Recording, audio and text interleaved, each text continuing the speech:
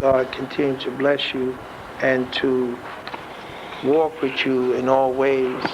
It is important that we know how to move through the circumstances.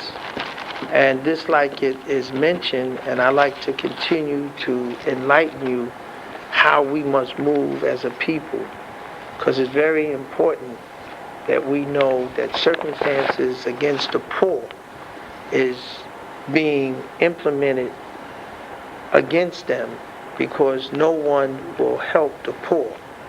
And therefore, unless you have another plan that will suit you, and that plan can only be addressed by knowing the material that will tell you what you should be doing and how you should do it.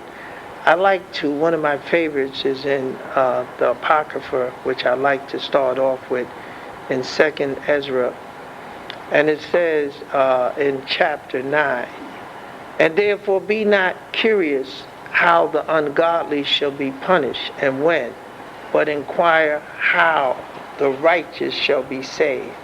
So our endeavors is always to understand the righteous and what they should be doing and how they should acquire the circumstances that would be relative for their growth. I would like to open it up with a Hebrew prayer that was given to from Isaac to Jacob. Wayatana laka alahayama matala hashemayama Wamasha manaya aratis rabba dagana wata yurasha yabada waka amayama wayasha dakhawawa laka la amayama hawa ha gabayura la achai yaka wayasha dakhawawa Laka Manaya Hamaka Ara Rayaka Ara Wara Wama Baraka Yaka Bara Waka. And may the Elohims give thee of the dew of heaven and the fatness of the earth and plenty of corn and wine. Let people serve thee and nations bow down to thee. Be Lord over thy brethren, and let thy mother's son bow down to thee. Cursed be they that curse thee, and blessed be they that bless thee. Yahweh be with you in your journey. May Yahweh bless you. May Yahweh God, who is God, that you call upon, that you may rest totally, knowing that in Him is all things possible. It is important that we say the prayers and to be sincere in our commitment to do that which is acceptable before the living God. We must not only pray, we must also be willing to execute as it has been written, because our journey is to serve Yahweh God. That's our journey in life. It is fulfillment of life. And therefore, as it says in Isaiah 40:1-2, Nakamawa, Nakamawa Atmaya, Yamara Alaha Yakama, Deborah, Atla Laba, Yura Shalama, Wakwa Ra'a Wa Ala Yaha, Kaya Malaha Tizbaha, Kaya Nara Tizha, Akwa Naha Kaya, Lakwa Haha Mayada Yahawaha, Kapala Yama Bakala Khata Dayaha. Comfort ye, my people, said Allahayama. Speak ye comfortably to Jerusalem, and cry unto her, that her warfare is accomplished, that her iniquity is pardoned, for she has received of Yahweh's hand double for all her sins. These are very valuable words that we need to hear. How and what can be our destiny more than in the word that proceeded from Yahweh God? It is important as we see the circumstances coming forth in this world against the poor, against those that are helpless. As the priest that came forward and would say the benediction, Yabarakaka Yahawaha wa Yashamaraka Yara Yahawaha Panayawa Alayaka wa Yakhanaka Yasha'a Yahawaha Panayawa Alayaka wa Yashima Laka Shala Wama. Yahweh bless thee and keep thee. Yahweh make his face to shine upon thee and be gracious unto thee. Yahweh lift up his countenance upon thee and give thee peace. It is said to us in Proverbs that we might understand our journey. We are a people that Yahweh God has given divine instructions, and he has told us what he expects of us. And therefore, we in Proverbs 3:5, it begins to explain to us a very necessary way of thought so that we might be able to not perish in being anguished, but as he says, and how can we address it unless we know our journey? So in Proverbs 3:5, it goes on to say that we need to have 3:5. It says,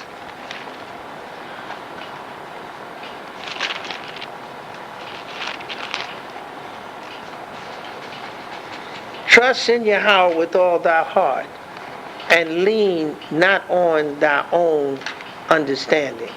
Yahweh said, we were not to lean on our own understanding.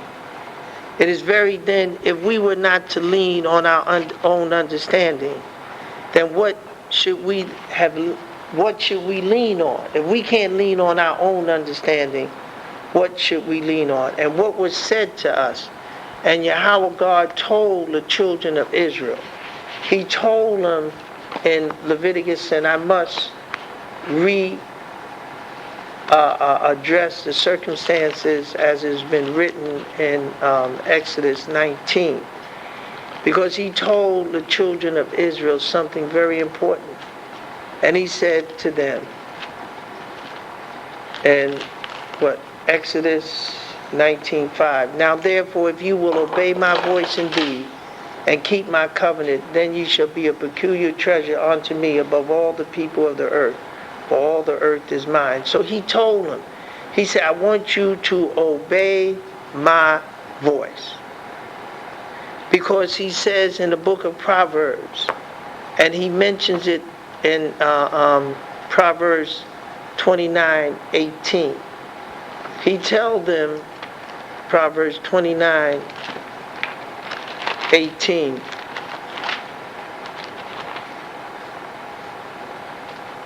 where there is no vision, the people perish. See, where there's no vision, and if you read it in the Hebrew, it will tell you exactly what the vision it is talking about. It is not talking about the seeing of the vision. It's talking about the spiritual vision. But as it said, where there's no vision, the people perish. So where is our vision? So we will not perish. If we go into Isaiah 29:11, Isaiah 29:11 will tell you exactly where your vision is. You understand? Where the spiritual vision is. 29:11. And the vision of all is coming to you as the words of a book that is sealed, which man delivers one that is learned, saying, read this, I pray thee. And he said, I cannot, for it is sealed. And the book is delivered to him that is not learned, saying, read this, I pray thee. And he said, I am not learned. This book was once sealed, but now it is open to us to let us know who is running this earth at this present time, as it is written in the book of Job. Job 9 will tell you, because we want to know what is happening around us so we can make better decisions, knowing that the circumstances by which this earth is being dealt with why is circumstances such as this? As we go into Job 9 verse 24. The earth is given into the hands of the wicked. Now, if you know the earth is given into the hands of the wicked, then what should you expect other than circumstances that is not agreeable?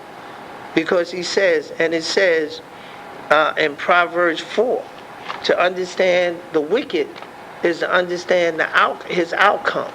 So as we go from book to book, we will know that the what shall befall the wicked man. So Proverbs 4:19 will tell you, it says, the way of the wicked is as darkness. They know not at what they stumble. So the way of the wicked will only stumble. The circumstances will never become circumstances that would be agreeable, because he said the way of the wicked is as darkness. And this is very serious, because it is to take away the grievances that you might have, because that's why it tells you, is as you find out this truth, Israel, you must take another attitude. And that attitude that you must take is written here so that you may not perish through anguish and attitude. That's why it says in Deuteronomy 23, verse 29, happy art thou, Israel, for who's like unto thee, O people saved by Yahweh, the shield of thy help, and who is the sword of thy excellence. And thy enemies shall be found liars unto thee, and thou shalt tread upon their high places. So Yahweh said, when you find your enemies liars, he said, don't be angry with them. Be happy. Now, don't lean on your own understanding, but the vision of all has come to you, so that you might know the circumstances that you must do that would be favorable for your longevity and for your stay upon the earth. But you have to know who's in charge. And this wicked man is in charge, and his ways are ways of darkness. And as it says in the book of Psalms, Psalm 10 will tell you, all his ways are ways of grievousness. You know, when you start dealing with him, you're going to have trouble, because he's not going to do right. He's going to supplant, he's going to do wrong, but you have to know how and what you're supposed to do to avoid the circumstances that he has put before you. I would like to read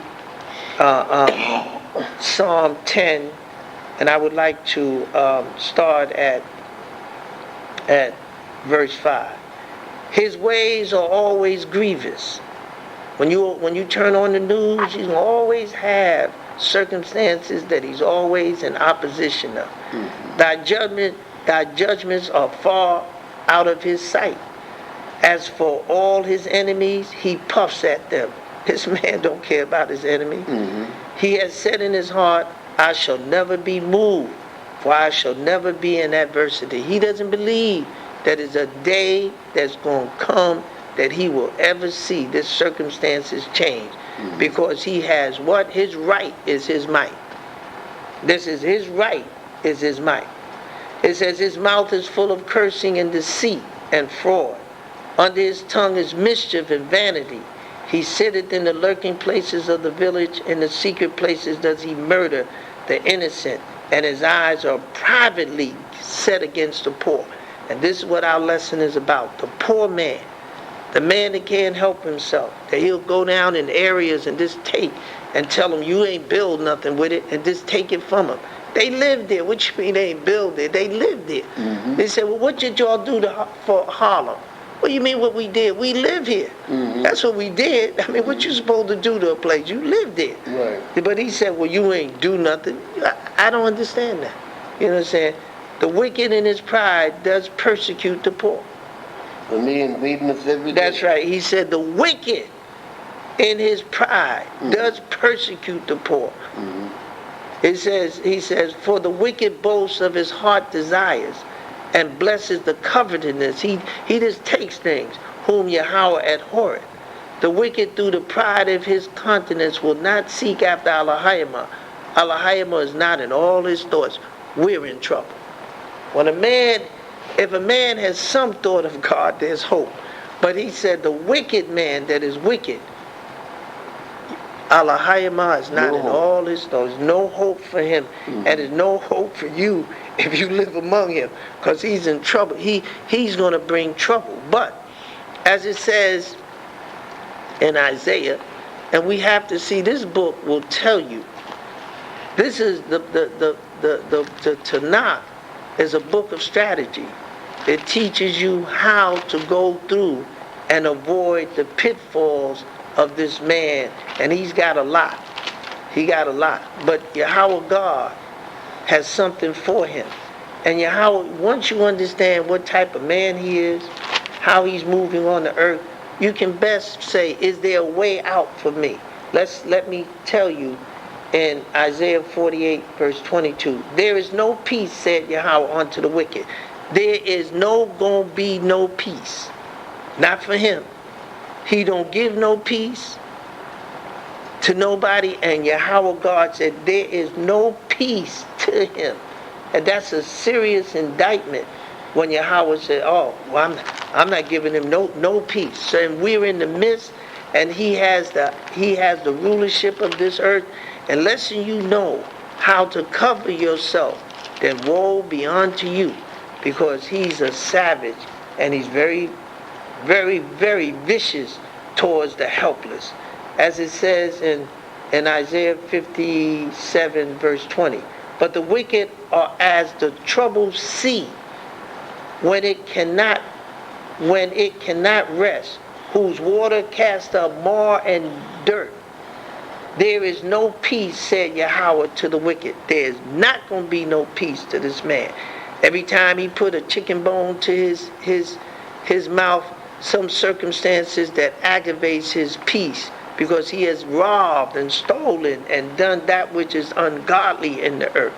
And Yahweh God does not approve of his way. But we must want to know, how can we avoid it? Let's go to Psalm, and it's very important. How are we going to avoid? Hey, we can talk about, but what is criticism without a solution? Psalm 124. You know, what is if you're going to criticize somebody and you don't have a solution, then don't criticize, because in Psalm 125, in Psalm 125,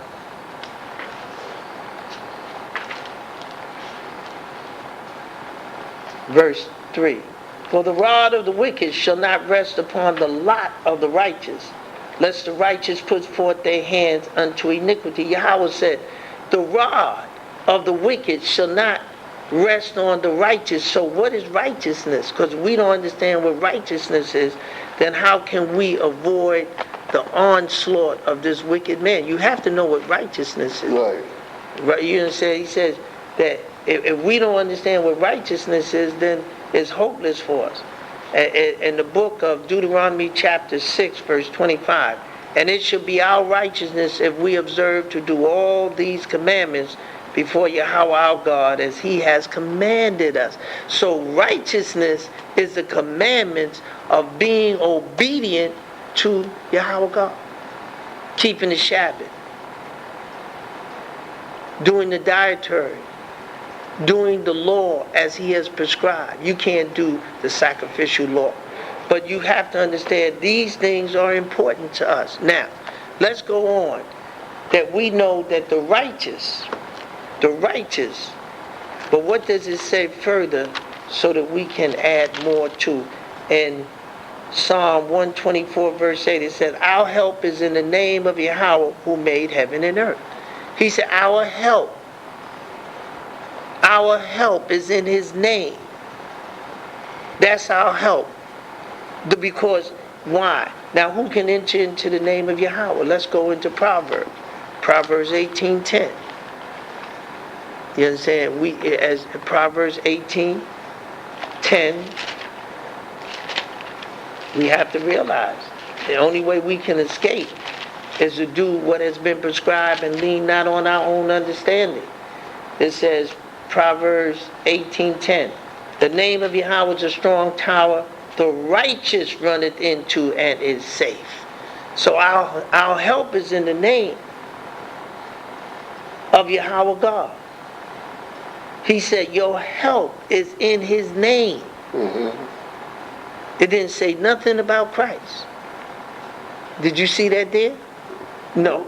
It said, our help is in the name of Yahweh. It's a strong tower, and the righteous runneth into it and is safe. So your righteousness, you have to understand. Read that again. It says in Proverbs 18:10, the name of Yahweh is a strong tower. The righteous runneth into it and is safe. So we must rehearse righteousness. Righteousness is our capsule for protection, because we are not leaning on our own understanding. We are doing what the King, as he has prescribed. He has told us. If we go to Proverbs 10:11, Proverbs 10:11 tells you.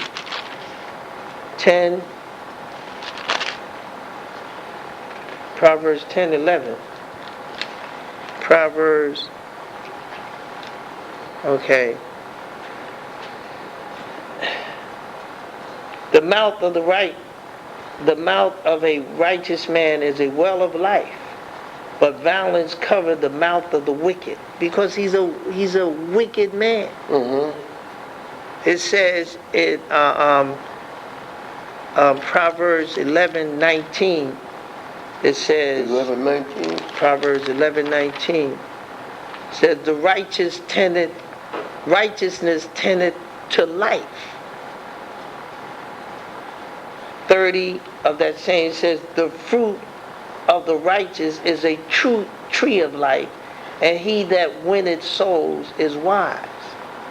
It goes on to say of 30, behold, the righteous shall be recompensed in the earth. So the thing is, it's very important that we know what Yahweh plans on doing. If we go and in Proverbs 10:30, it says, the righteous shall never be removed, but the wicked shall not inhabit the earth. So we know his outcome. We know that the circumstances that he has presented in the earth, it says, but it is overthrown by the mouth of the wicked. But the blessing of the upright, the city is exalted, but it is overthrown by the mouth of the wicked. Because the wicked, as it says, he boasts his heart in very silly things, and his mouth is against the heavens. And as we've learned that life and death is in the power of the tongue. So as he utter unrighteousness against in this earth with his tongue, it says here in Psalm 73, therefore pride compassed him about as a chain. I'm at Psalm 73. Verse 6, therefore pride compassed them about as a chain, violence covered them as a garment, their eyes stand out with fatness, they have more than heart could wish, they are corrupt and speak it wickedly concerning oppression, they speak loftily, they set their mouths against the heavens, and their tongue walketh through the earth. It says, go on, it says, behold, these are the ungodly who prosper in the world. They increase in riches. And that's from verse 6 to 8, and then verse 12. And that's Psalm 73. So we want to know how it's going to work out. And I'd like to start reading at Psalm 73, starting at verse 3. For I was envious at the foolish when I saw the prosperity of the wicked. He said, I saw that what they had stolen in the earth was so much. He said, I envied them. He said, man, they had so much prosperity. He said, I was envious at the foolish when I saw the prosperity of the wicked. For there are no bands in their death, but their strength is firm. In other words, they passed the same evil action of dominating and oppressing people from one generation or from one child or from one person that will rule for that time. They are not in trouble as other men, neither are they plagued like other men. Therefore pride can pass them about as a chain, violence cover them as a garment. Their eyes stand out with fatness. They have more than heart could wish. They are corrupt and speak it wickedly concerning oppression. They speak loftily. They set their mouth against the heavens, and their tongue walketh through the earth. It says, and they, therefore, his people return hither, and water of a full cup is wrung out to them. And they say, how does Allahayimah know? And is there knowledge in the Most High? Behold, these are the ungodly who prosper in the world. They increase in riches. And it goes on. If I had said, I will speak thus, behold, I should offend against the generation of thy children. When I thought to know this, it was too painful for me, until I went into the sanctuary of Allahayimah, then understood I therein. He said, after all of this, when he went into the sanctuary of Allahayimah, he said, surely thou didst set them in slippery places. Thou castest them down into destruction. How are they brought into desolation as in a moment?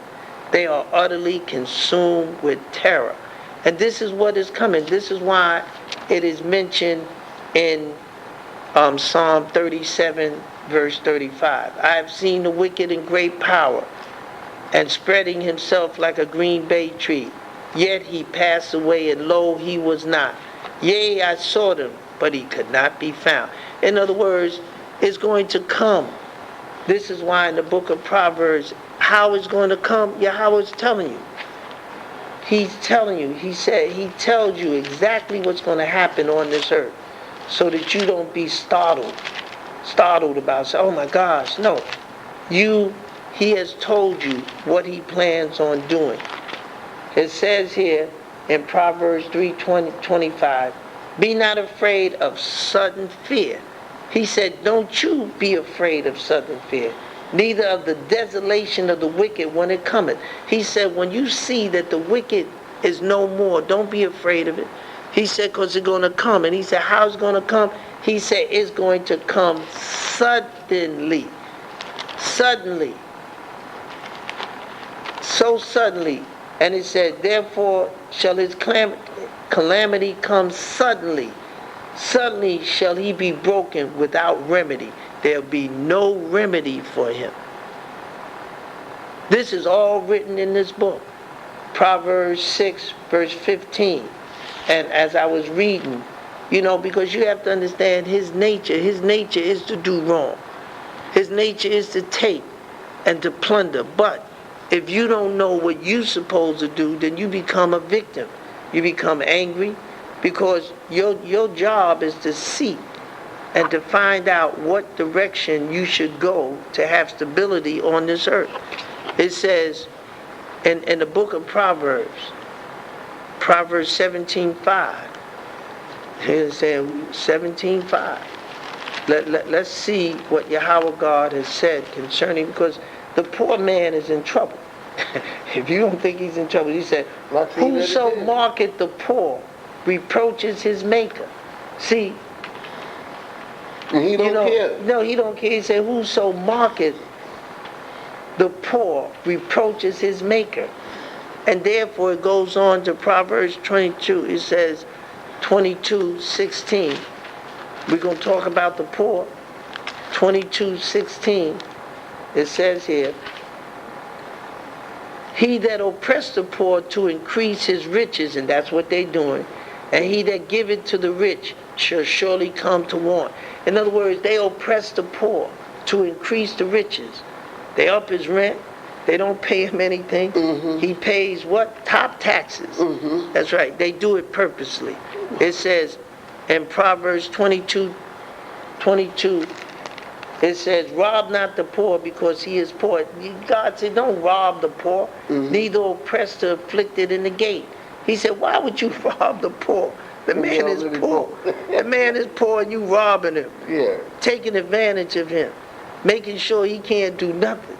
You understand? And it goes on to say, for Yahweh will plead their cause and spoil the soul of those that spoil them. So Yahweh God is angry at them for doing, as you said, how are you going to rob a poor man? Because the poor man has something of value.